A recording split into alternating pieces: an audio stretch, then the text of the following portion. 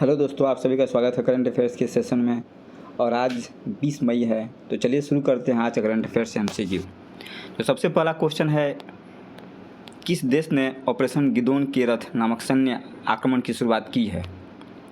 तो दोस्तों इसका राइट आंसर होगा इजराइल। ऑपरेशन गिदोन के रथ एक बाइबल के एक ऐसे व्यक्ति से लिया गया है जो अपने सैन्य शक्ति के लिए जाना जाता है, यानी एक कैरेक्टर है, और इसी से लिया गया है। और इस ऑपरेशन का मुख्य उद्देश्य हमास के प्रभाव को कम करना है, और जो इजराइल के बंधक, जिसे हमास ने बंधक बना कर रखा है, उनको रिहा करने पर मजबूर करना है। हमास के द्वारा कुछ बंधकों को USA के मीडिएशन के करने के कारण कुछ बंधकों को छोड़ा गया था, लेकिन पूरा बंधक हमास ने छोड़े नहीं हैं, तो इसलिए ऑपरेशन चलाया जा रहा है, ऑपरेशन गिदोन के रथ।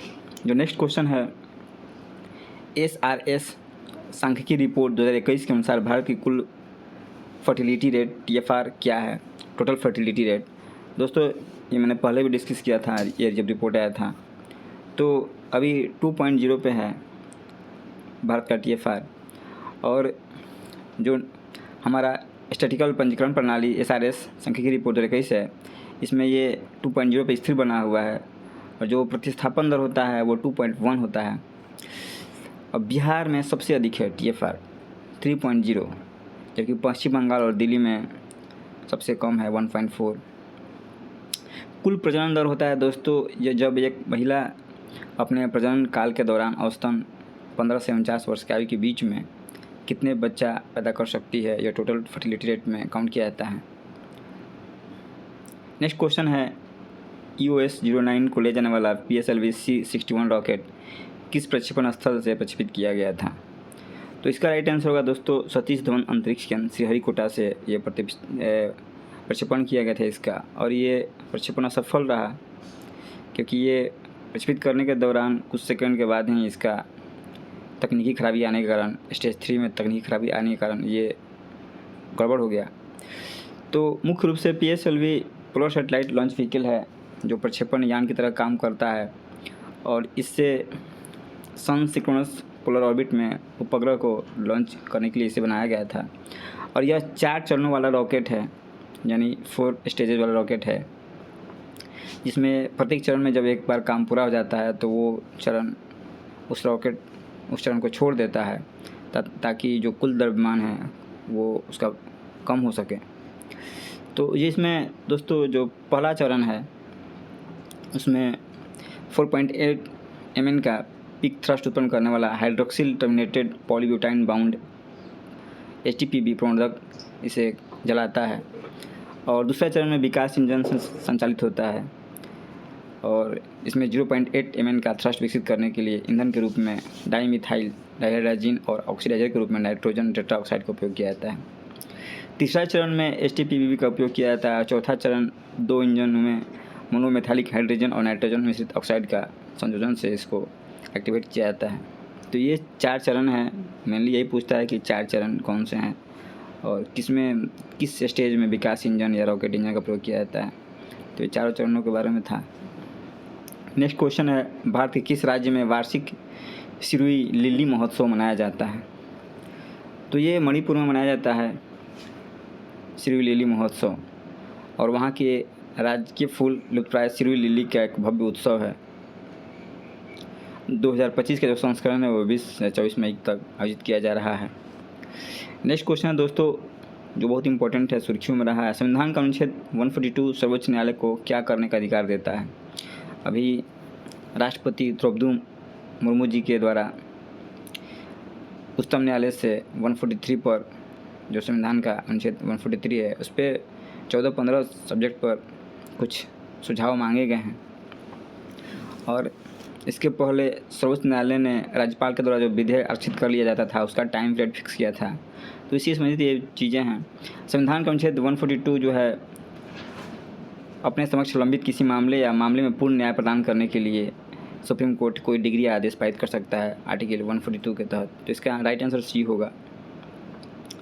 नेक्स्ट क्वेश्चन है, कितने सांसदों को संसद रत्न पुरस्कार 2025 के लिए चुना गया है, जिनमें भर्तृहरि महताब और रवि किशन शामिल हैं? तो दोस्तों 17 सांसद यानी चुने गए हैं संसद रत्न पुरस्कार के लिए, जिनमें ये 2 नाम शामिल हैं। और ये संसद की अस्थायी समिति जो है इसको चुनती है और प्राइम पॉइंट फाउंडेशन द्वारा स्थापित ये पुरस्कार संसद में उनके योगदान के लिए ये दिया जाता है। और इस वर्ष जो है पुरस्कार विजेताओं का चयन राष्ट्रीय पिछड़ा वर्ग आयोग के अध्यक्ष हंसराज अहीर की अध्यक्षता वाली जरूर समिति द्वारा किया गया है। इसमें सुप्रिया सुले, इनके प्रेमचंद्रन, श्रीरंग अप्पा शिवसेना के हैं, इन सभी को शामिल किया गया है। नेक्स्ट क्वेश्चन है सरोज घोष जिनका हाल ही में निधन हो गया है किस क्षेत्र से जुड़े हुए थे। दोस्तों सरोज घोष विज्ञान संग्रहालय आंदोलन के जनक के रूप में जाने जाते हैं, तो ये विज्ञान संग्रहालय आंदोलन के क्षेत्र से जुड़े हुए थे। नेक्स्ट क्वेश्चन है ईरान और अजरबैजान द्वारा शुरू किए गए संयुक्त विशेष बल अभ्यास का नाम क्या है। ये ज्वाइंट ऑपरेशन है, कह सकते हैं एक्सरसाइज ईरान और अजरबैजान का, तो इसका नाम है बी दोस्तों अरास 2025, अरास इसका नाम है। और ये ईरान अजरबैजान का ये ज्वाइंट स्पेसिफिक फोर्स द्वारा शुरू किया गया है।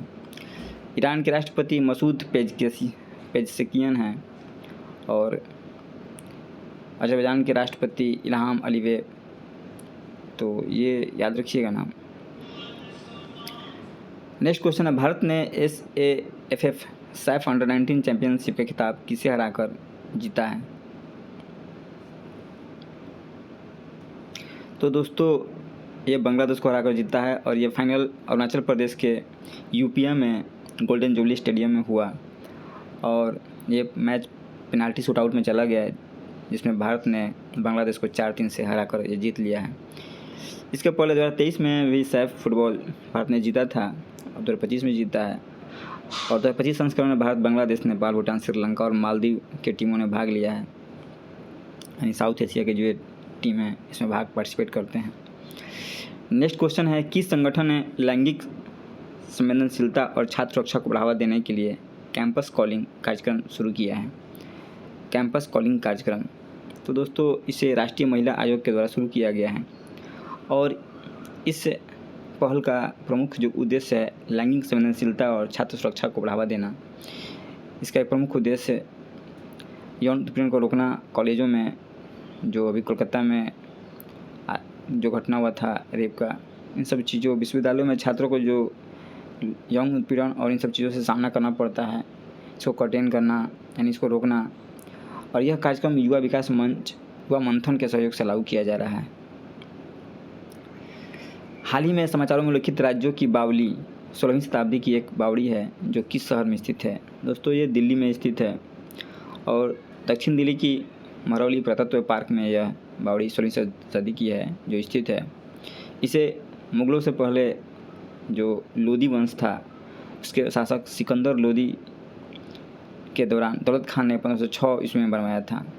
सिकंदर लोदी के शासन में दौलत खान लोदी ने इसे बनवाया था और यह बावड़ी जो है जल संरक्षण तकनीक को दर्शाती है जिसमें पीने के पानी के स्रोत गर्मियों में बहुत ज़्यादा उपयोगी साबित होते थे। नेक्स्ट क्वेश्चन है विश्व उच्च रक्तचाप दिवस हर वर्ष किस दिन मनाया जाता है। तो दोस्तों ये 17 मई को मनाया जाता है विश्व रक्तचाप दिवस और इस वर्ष का जो 2025 का थीम है अपने रक्तचाप को सही तरीके से मापें, उसे नियंत्रित करें, लंबे समय तक जिएं। तो दोस्तों ये हाई जो ब्लड प्रेशर है उससे ये जुड़ा हुआ है जिसे साइलेंट किलर भी कहा जाता है। और ये विश्व WHO के द्वारा यह कहना है कि दक्षिण पूर्व एशिया क्षेत्र में कम से कम 294 मिलियन यानी 29 करोड़ लोगों को यह प्रभावित करता है। और ये मुख्य रूप से तंबाकू, शराब, बहुत अधिक नमक, अस्वास्थ्यकर जीवन शैली और मानसिक तनाव, इन सब चीज़ों कारण के ये उच्च रक्तचाप होता है, जिसके कारण से हृदय रोग, स्ट्रोक या किडनी फेल, हार्ट फेल, यही सब चीज़ें इसमें बीमारियों होती हैं। तो मनुष्य को थोड़ा सा अपने जीवन शैली में परिवर्तन करके व्यायाम वगैरह को शामिल करना चाहिए। नेक्स्ट क्वेश्चन है खाद्य संकट पर संयुक्त राष्ट्र की वैश्विक रिपोर्ट के अनुसार 2024 में लगभग कितने लोगों को गंभीर खाद्य कमी का सामना करना पड़ा। दोस्तों इसका राइट आंसर हो गया 295 मिलियन से अधिक। ये संयुक्त राष्ट्र संघ की जो वैश्विक रिपोर्ट आई है, इसमें यह कहा गया है कि 53 देशों में 295 मिलियन से अधिक लोगों को गंभीर जो है यानी एक्यूट फूड इनसिक्योरिटी का कमी अनुभव किया गया है और ये लगातार बढ़ते जा रहा है दोस्तों। जिसमें प्रमुख कारण है क्लाइमेट चेंज और आपदा और विश्व में हो रहे हैं जो तनाव है, जैसे इजराइल हमास के बीच में, पाकिस्तान के बीच या रसिया यूक्रेन के बीच में। इन सभी चीज़ों के कारण विश्व में भूख की स्थिति दयनीय होती जा रही है। वर्तमान स्थिति में दोस्तों 2024 में 22.6% जो लोग हैं एक्यूट फूड इनसिक्योरिटी का सामना को करना पड़ रहा है। नेक्स्ट क्वेश्चन है, हाल ही में समाचारों में रहा सिंगल्स रोग यानी दाद, जो लोग दाँत खुजली इसे कहते हैं, किस कारण के कारण होता है, किस कारण के कारण होता है? तो दोस्तों ये दाद या हर्पीज जोस्टर वेरिसिला जोस्टर वायरस के कारण होता है और यही वायरस चिकन पॉक्स का कारण भी बन जाता है। तो दाँत फफोले, इसमें शरीर के ऊपर लाल चकत्ते, खुजली आदि इसमें होते रहती है और ये जो इसके कई कारण जलन, सिर दर्द, बुखार आदि भी हो जाता है। इसके लिए सिंग्रिक्स नामक एक टीका उपलब्ध है जो दाद और इसकी जटिलताओं को रोकने में मदद करता है और कुछ एंटीवायरल दाद दवाएं भी ली जाती हैं जिससे ये खुजली और जो तकलीफ़ है कम हो जाती है। तो दोस्तों आज के करंट अफेयर्स में इतना ही था। Thank you.